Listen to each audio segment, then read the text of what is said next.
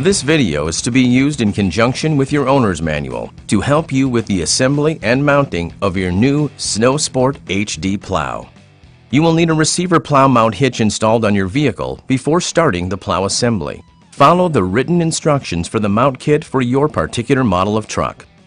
Next, you will want to gather the tools shown on the list: torque wrench, impact or ratchet with 9/16 inch and 3/4 inch socket, drill with 3/16 inch and 5/16 inch drill bits, number 3 Phillips driver bit, 3/4 inch box wrench, 5/16 inch open-end wrench, 3/16 inch Allen wrench, bubble level, and protective eyewear.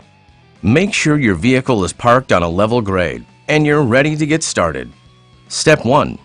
Insert interceptor into receiver and secure with the hitch pin. The interceptor can be installed with the big leg turned either up or down as needed for proper push frame clearance, shown turned up in this video. Bolt the push frame to the proper hole pattern on the interceptor, using 4 1/2" by 4" bolts with flat washers and lock nuts. Leave bolts snug tight for now. Step 2. With the bolts snug tight, level the push frame horizontally. Then check push frame for vertical plumb. If plumb, tighten all 4 bolts and proceed. If not plumb, refer to the shimming procedure in step number 2 of your owner's manual. Step 3. Align the end of the rubber edge with the matching channel of the bottom section of the aluminum blade. Slide the rubber edge into the channel until it's centered on the aluminum blade. Take the top half of the blade and connect the tongue and groove joint with the bottom half. Slide the top section until it's centered on the bottom section. Step 4. At each end of the blade, insert 2 square nuts into each channel, flat side facing out. These nuts will be aligned with the holes at the top and bottom of the slide hinges. Place each slide hinge on the blade and align the edge of the hinge with the factory mark on the blade. When both hinges are properly aligned, they should measure 22.5 inches apart.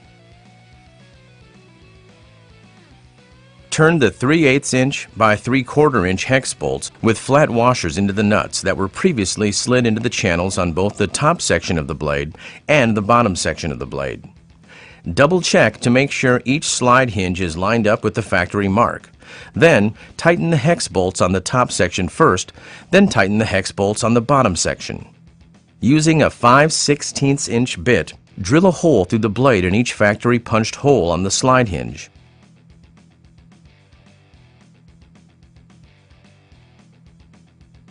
Turn a 3/8 inch by 1 inch self-threading bolt into each drilled out hole and tighten. Step 5. At the tongue and groove joint, drill a 5/16 inch pilot hole at the factory mark in the V-groove at each end of the blade. For a 96 inch wide blade, there will be an extra hole drilled and bolt installed per side. See step number 6 in your owner's manual. Turn a 3/8 inch by 1 inch self-threading bolt into each pilot hole and tighten. Using a torque wrench, tighten all 6 bolts in each slide hinge to 31 foot-pounds. Step 6. At the bottom of the blade, double check that the rubber edge is centered.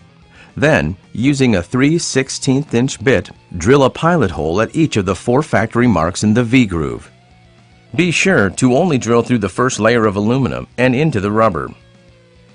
Using a number 3 Phillips bit, run a self-drilling screw into each of the 4 pilot holes. This prevents the rubber cutting edge from moving. Step 7. Now hang the blade on the push frame in the transport position and insert the keyhole pins. Insert 2 square nuts into the top channel.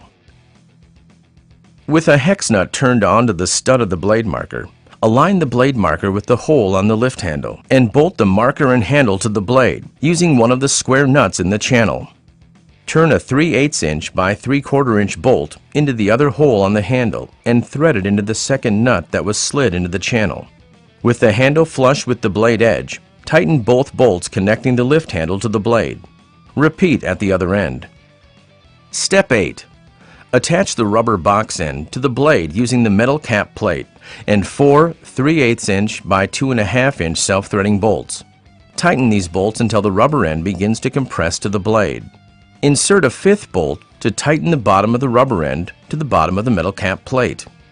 Secure this bolt with a flat washer and lock nut. Tighten all bolts equally and repeat at the other end.